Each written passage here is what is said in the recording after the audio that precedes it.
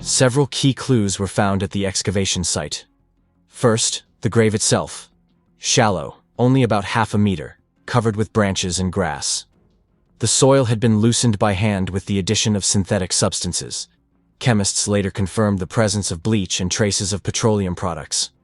This may indicate an attempt to hide the smell of decomposition from animals. Duct tape, scraps of fabric and plastic ties were found near the body. The official cause of death was named asphyxia, strangulation. Particles of soil were found in the deceased's lungs, which indicated a horrific detail. Justine had been buried alive. There were no obvious signs of a struggle on her body, no fractures, no stab wounds, no traces of a firearm. Only bruises on her wrists were found, as well as traces of a rope around her neck. This indicated that she had been immobilized before the moment of murder. Experts noted, death did not occur instantly. Strangulation occurred slowly and painfully. Dear viewers, in the next video releases, you will find very intriguing and confusing cases. And in order not to miss them, be sure to subscribe to the channel and please like the video. In a quiet corner of Northern California, in picturesque Placer County, where emerald hills meet pine forests, there lived a girl whose name would eventually become known throughout the country, Justine Vandershoot. But long before her name appeared in the headlines, she was simply Justine, a smart, artistic and bright girl whose life was filled with dreams, goals, and incredible inner strength. Her story began on October 5, 1985. Born into a family that valued warmth, honesty, and support, she grew up in an atmosphere of love and trust. Her parents raised her in the spirit of open communication, respect for others, and the desire for personal growth. These values became the basis of her character and behavior.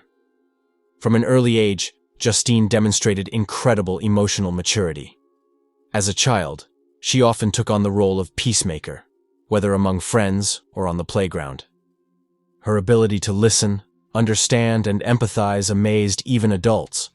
There was not a single conflict in which she would not try to find a point of reconciliation. At school, teachers quickly noticed that Justine stood out not only for her academic success, but also for her ability to lead. She did not strive for leadership.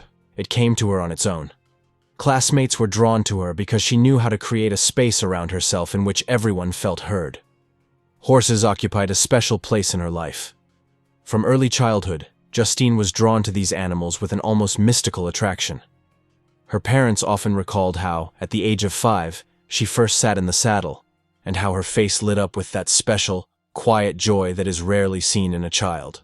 Gradually, horse riding turned from a hobby into something more, a form of self-expression, a way to find peace, harmony, and self-confidence. She participated in training, competitions, volunteer programs at local stables, caring for animals with the tenderness and responsibility of an adult. It wasn't just a hobby. It was the language she used to communicate with the world. Her friends remembered Justine as having a special energy. Quiet, calm, but magnetic. She was never the center of attention for the sake of attention, but her presence was felt immediately. In high school, she took part in school events, theater productions, concerts, but not for the sake of the stage, for the meaning. She was interested in everything that allowed her to explore human nature, psychology, philosophy, literature. In her essays, she discussed free will, kindness, loneliness, and redemption. Her writing was deeper than expected, especially given her age. Often teachers shared her work with other classes as an example of conscious and mature writing. Justine was not perfect in the glossy sense. She felt real. Sometimes she was shy, sometimes overly self-critical. But it was these traits that made her truly alive. She knew how to admit her mistakes, how to apologize and accept other people's imperfections. She didn't strive for popularity, but she didn't avoid people either. She just went her own way, sincerely believing that you can live honestly and still be happy. Her family was her support. Justine had a strong relationship with her parents, especially her mother, with whom she shared her most intimate thoughts. They would go for evening walks, discuss books, films, sometimes just be silent, enjoying the fact that they understood each other without words. The Vandershoot house was always open to friends, and festive evenings would gather entire groups around Justine. She knew how to unite people, not by force, but by natural warmth. By the time Justine turned 17, she already had clear plans for the future. She dreamed of working with children, perhaps in the field of psychology or pedagogy. She was drawn to the idea of helping others, especially those who felt lost or lonely. She said that she wanted to be the adult that many teenagers lack: considerate, honest, and kind. She even began to take an interest in volunteering in local social services. She was attracted to projects related to supporting disadvantaged teenagers, helping families in crisis, working with animals for therapeutic purposes. She had a rare ability to see potential in a person, not a problem. Justine was a person of details. She noticed little things that others missed. She could stop to fix a broken flower by the road. She could call a friend if she felt that he was sad, even if he did not say so directly. Her empathy knew no bounds, but at the same time she knew how to maintain inner strength. She did not allow herself to dissolve in other people's dramas, but was always there when it was needed. Her appearance was a reflection of inner harmony. Blonde hair, soft facial features, shining eyes, in which attention and sincerity were always read. She loved simplicity: jeans, t-shirts, comfortable sneakers. She almost never used makeup. She did not play at beauty. She was beautiful in the way she laughed, how she listened, how she hugged friends. Her photos were not glossy, but life. Real. Without filters. Justine's life at the time of her 17th birthday was full of movement. Studying, training, volunteering, meeting friends, family trips, thinking about the future. She had ambitions, but not greedy ones. She didn't dream of fame. She dreamed of being useful. And in this dream, there was a sincerity that attracted people of all ages to her. Adults respected her maturity. Children felt safe with her. Peers appreciated her honesty and sense of humor. Despite her young age, Justine had already formed as a person. She knew what was important to her in life: honesty, care, the freedom to be yourself. She believed that kindness is not naivety, but a choice. And she made this choice every day. Sometimes it was expressed in how she helped a classmate cope with a panic attack. Sometimes in how she stayed after school to help the teacher prepare materials. Sometimes in how she just sat next to a person who was silent. And all this was natural for her, because that's who she was. Real. September 1st, 2003, began as a normal end to a long weekend. It was Monday, Labor Day, a national holiday marking the end of summer. In Auburn, California, the air was filled with sunny warmth and a slight weariness. People were gathering in parks, heading out into nature, returning from picnics. For the Vandershoot family, the day passed quietly too. At home, surrounded by familiar activities, with a quiet dinner and talk about school. Justine spent the morning helping her mother, then worked a little with the horses at a local stable, and returned home in the afternoon. She did not seem worried or upset. Instead, she was focused and collected. Her parents recalled. Justine discussed the schedule for the new school week, planned activities, talked about a volunteer project. It all seemed like part of her normal life. In the evening, she ate dinner with her parents, then went up to her room, changed clothes, and left the house, saying she would only be there for a short while. It was about 9 o'clock. The summer day was ending, and the sky was already darkening. She left without taking her phone, leaving her purse and jacket. This did not cause concern. Justine often went out for short walks to get some air, think, or meet friends. It was her habit. However, the anxiety began to grow after a few hours. When night fell and the lights went out in the house, Justine's mother noticed that her daughter had not returned yet. The room was empty. The window was open. The phone was on the nightstand. No note. The mother went to the neighbors, called her daughter's friend, then another. No one had seen her. None of the usual versions worked. Justine did not leave the house overnight without warning. She did not run away and hide. By 2 o'clock in the morning, the house was already restless. The father began to drive around the nearby streets. He looked in the parking lot of the school, stopped at the stables, checked the stores. No sign. Nowhere. He returned home again. Anxiety gave way to fear. Around 5 a.m., after a sleepless night, a decision was made. Call the police. At 6:57 a.m. on September 2nd, the Placer County Dispatch Center received a call. Our daughter has not returned home. She is missing. 20 minutes later, officers arrived at Vandershoot's home. It was a standard call for a missing person. But what immediately caught the officers' attention was the decor. Justine's room was tidy. Everything looked untouched. No signs of panic or disorder. The computer was turned off. The notepad was closed. The bed was made. The phone was in place. This indicated that she was not going to be gone for long.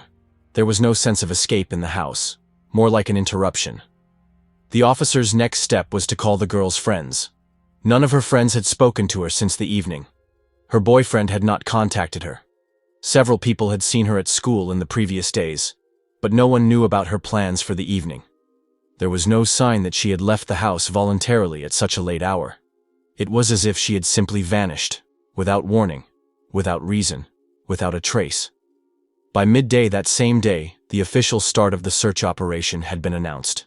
The area where the family lived was surrounded by woods and rugged terrain. This meant that there were an infinite number of possible routes and directions. The first important step was to find out where her car might be. Around 4 p.m. on September 2nd, police found Justine's silver pickup truck, parked in a park-and-ride lot near Cleaver Gap, about 20 kilometers from the house. The car was locked. The inside was empty. There were no signs of a struggle, blood, or disorder. The glove compartment was locked, and there were no keys. There was only a flyer with a school campaign lying on the seat. The phone charger was still plugged in. The car looked like it had been placed there deliberately. But why? The parking lot was located at the intersection of a highway and a forest path. Nearby there was dense vegetation, steep ravines, and country roads. This place was rarely used, especially in the evening. Why she was there, no one understood.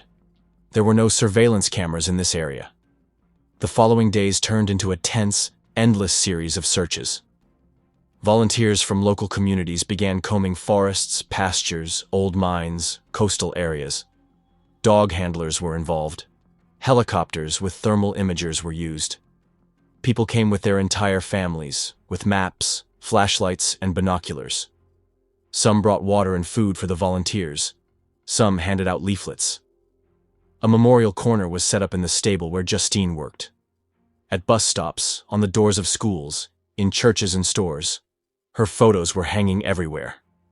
A girl with clear eyes and a soft smile looked from all the stands in the city. On September 7th, the first public event took place. A candlelight vigil at the site where the pickup truck was found. More than 200 people showed up at dusk with flashlights and candles. They were silent. Some cried. Some said prayers. No one spoke loudly. Everything seemed unreal. Time passed. Week followed week. School started, but the students at Pleasant Valley High School couldn't concentrate. Teachers allowed them to take time off from classes. A box for anonymous notes was set up in the principal's office, in case anyone knew anything. But the notes were empty. Every hope was dashed by silence. On the morning of September 17th, 16 days after the disappearance, the Placer County Patrol received information requiring them to go to a remote wooded area near Applegate. This area was not on the initial search routes. It was located deep in the mountains, away from the main roads. There were only forest clearings that could be reached only by SUVs. A team of 6 people arrived at the site at about 2:30 p.m. They were inspecting the surrounding area, and almost immediately one of the officers noticed a patch of land that had been disturbed recently. The grass was flattened, the soil was loose, the stump was cut down, and a piece of duct tape was hanging from one of the trees. Everything looked strange and unnatural. It was decided to call in forensics.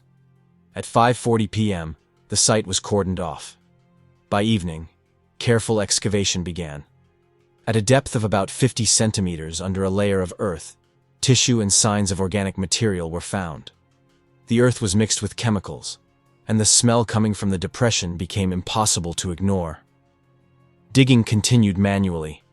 The employees worked in gloves, in complete silence. At 7:30 p.m., they reached the body.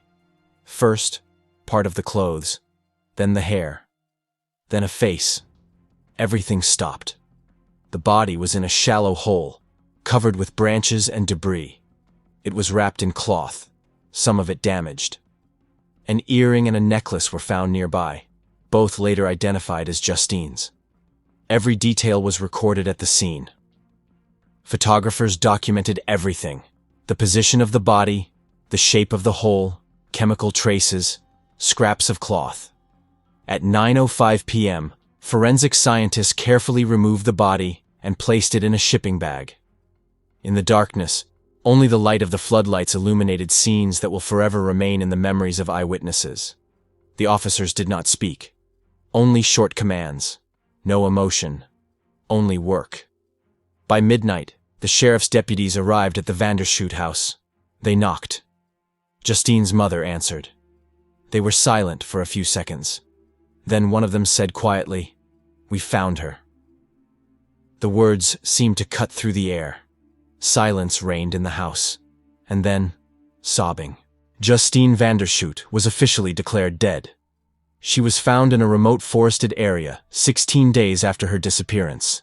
Her body was buried in a shallow hole in the shade of pine trees, in the silence and darkness, away from roads and prying eyes. From that moment on, a new chapter began. An investigation that had to be brought to an end. When Justine Vandershoot's body was discovered in the woods outside Applegate, investigators knew they were on a countdown. Every hour they delayed risked losing evidence, fading traces and fading interest from witnesses. The night the remains were exhumed, the grave site was immediately cordoned off. While the body was being taken to the morgue, the forensics team continued to work on the site, recording every detail, from the position of branches and the type of soil to the smallest chemical traces. Several key clues were found at the site. Firstly, the grave itself, shallow, only half a meter, covered with branches and grass. The soil had been loosened by hand, with impurities of synthetic substances. Chemists later confirmed the presence of bleach and traces of petroleum products. This could indicate an attempt to hide the smell of decomposition from animals. Near the body, duct tape, scraps of fabric, and plastic ties were found.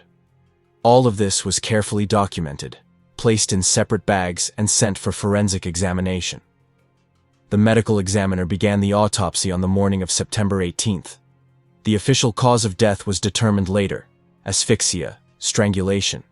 Particles of soil were found in the deceased's lungs, which indicated a terrible detail. Justine was buried alive. There were no obvious signs of a struggle on her body.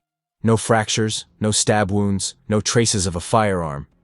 Only bruises on her wrists, as well as traces of a rope on her neck. This indicated that she was immobilized before the moment of murder. Experts noted, death did not occur immediately. Strangulation occurred slowly, painfully. This indicated premeditation and cruelty. While forensic tests were underway, Placer County investigators began to reconstruct the last hours of the girl's life.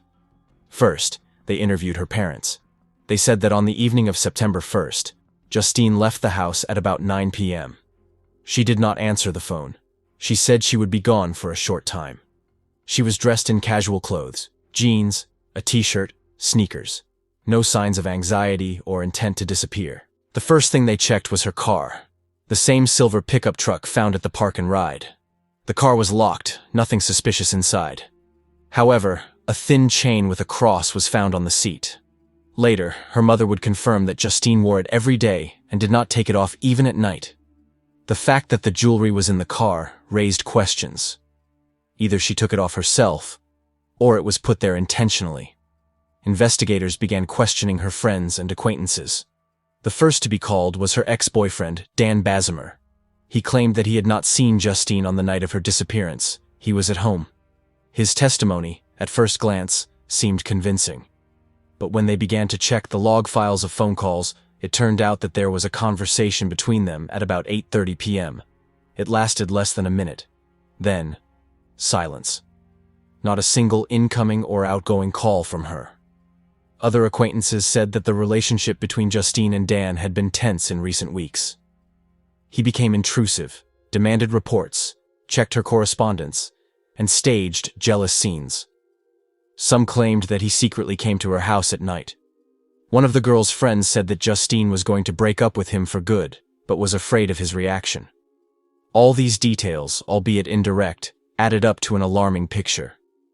Digital forensic specialists were involved in the investigation. They recovered data from Justine's phone and her computer.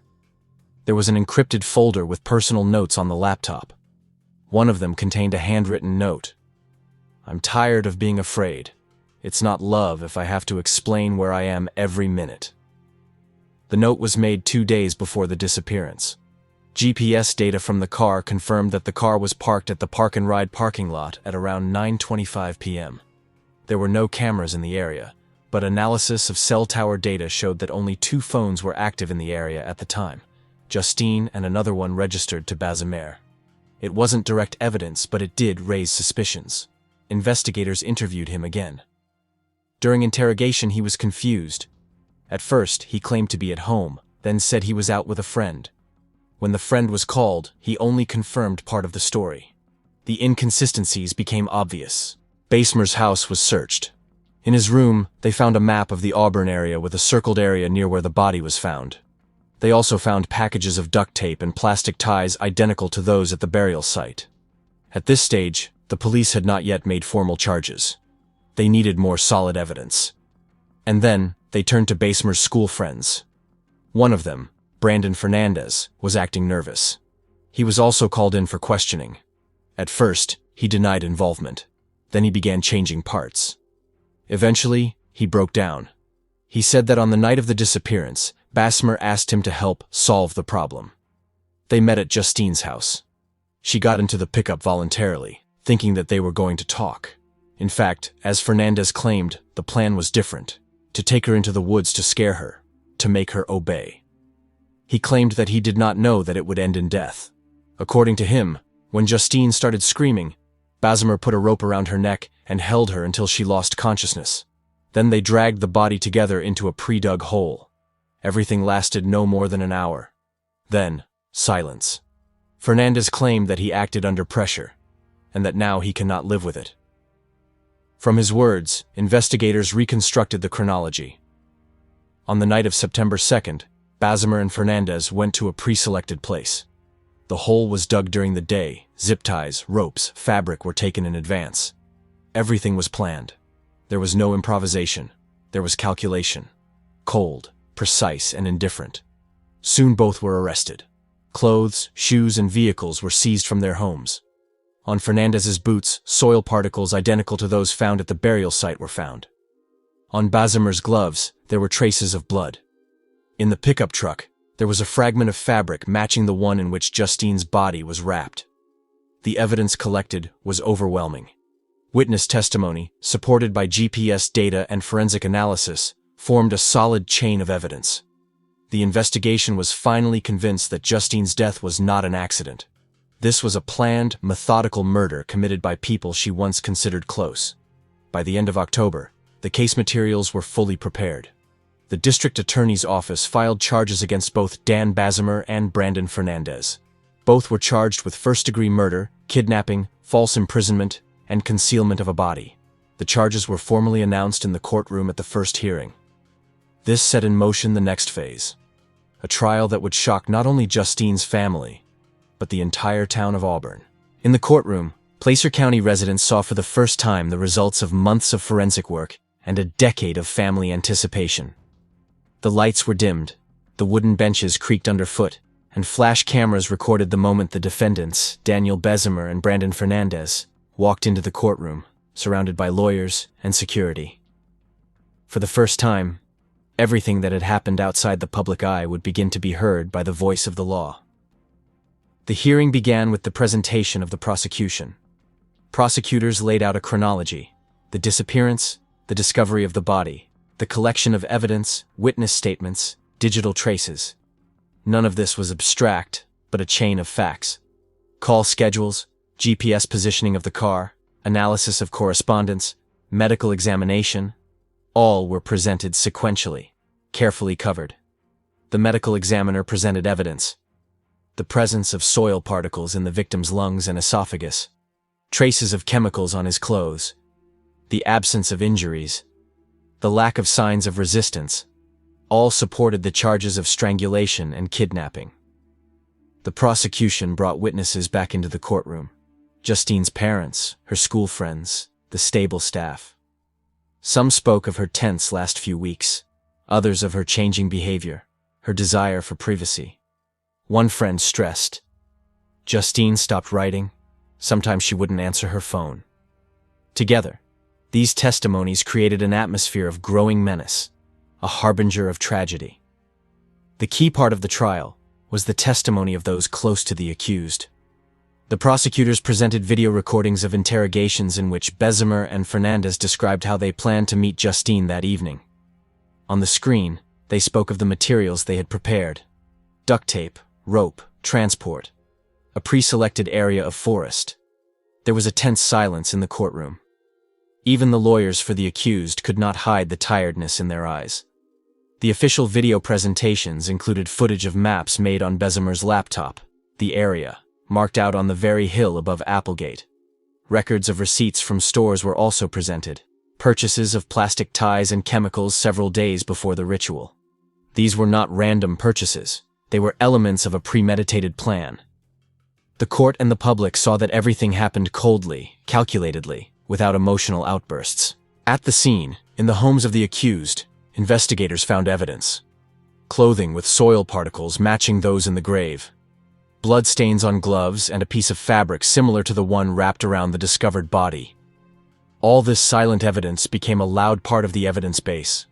When it was the defense's turn, the lawyers tried to focus on the possible ambiguity in the details. Continuous correspondence, emotional quarrels, peer pressure. One of the defense lawyers claimed that the accused had no intention of killing, that the death was an unforeseen result of a mistaken scene. For several days, the court heard evidence. The victim's parents gave an emotional speech. The father literally said, "She didn't ask to fight for her life. She deserved to be respected." The mother added, "Every night without her made it clear. We didn't just lose a daughter, we lost the light." This was not rhetoric. It was the truth, expressed in voices of grief, but also of determination, which will be remembered in this trial. The forensic experts concluded that the strangulation was deliberate, painful, accompanied by attempts to suppress the will of the victim. The defendants knew what they were doing. They planned, carried out, concealed. This was proven not only in words, but also in the silence of the streets, cars, trips, diaries, purchases of materials, changes in routes. Any attempt to justify themselves sounded like an attempt to suppress the facts. When the court sent the session to the deliberation room for the final stage, the tension in the room was palpable. A phrase was heard that everyone remembered. "We are creating a precedent for judicial practice. This decision is not just a punishment. This is a word to society. Violence will not be forgotten." A few hours later, the judge returned. Silence reigned in the room. He announced the verdict. Daniel Bessemer found guilty of first-degree murder, kidnapping, and concealment of a body. Sentenced to 25 years to life. Brandon Fernandez found guilty of accessory, second degree. Kidnapping and aiding in the concealment of a body. Sentenced to 15 years to life. At that moment, everything froze in the frame. The faces of Justine's family, her friends in the courtroom, security, journalists. It was the end of one chapter, but it felt like the story was just beginning. Having announced the verdict, the judge emphasized that this decision should be for all parties: law enforcement, society, those who still doubted. This was not just the end of the process. It was an acknowledgement of justice.